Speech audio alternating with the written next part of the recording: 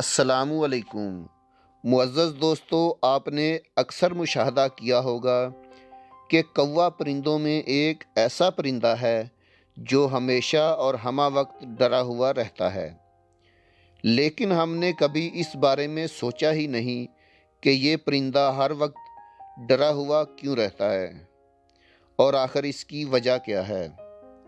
تو دوستو، اگر آپ کے بھی ذہن میں کوے کے ڈر کے حوالے سے کبھی کوئی خیال آیا ہو تو ہمیں کامنٹ کر کے بتائیے گا ضرور۔ دوستو، اس ویڈیو میں آپ کو کوے کے ڈر کے حوالے سے تمام تفصیلات بتاؤں گا کہ ماضی میں اس پرندے کے ساتھ ایسا کیا ہوا تھا کہ یہ ہر وقت ڈرا ہوا رہتا ہے، اور یہ کیفیت کوے کے ساتھ ہی کیوں ہے۔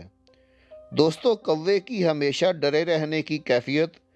طوفان نوح اور حضرت نوح علیہ السلام سے وابستہ ہے۔ جب طوفان نوح اس دنیا پہ آیا تھا تو حضرت نوح علیہ السلام کی کشتی، جس میں تمام درندوں، پرندوں اور چرندوں کے جوڑے موجود تھے، یہ کشتی طوفان کے تھپیڑوں میں 6 مہینوں تک چکر لگاتی رہی، یہاں تک کہ کشتی خانہ کعبہ شریف پہنچی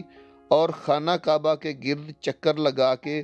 کعبہ شریف کا طواف کیا، اور پھر اللہ کے حکم سے یہ کشتی جوتی پہاڑ پہ جا کے رک گئی۔ یہ پہاڑ عراق کے ایک شہر جزیرہ میں واقع ہے۔ دوستو، حضرت نوح علیہ السلام نے روئے زمین کی خبر لانے کے لیے کسی کو بھیجنے کا ارادہ فرمایا،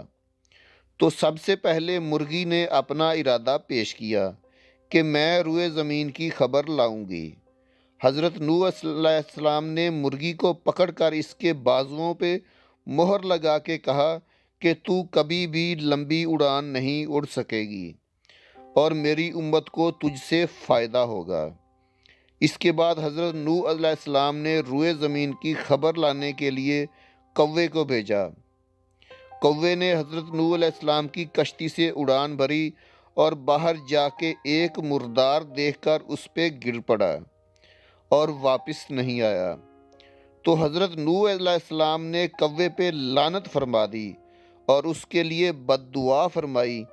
کہ وہ ہمیشہ خوف میں مبتلا رہے۔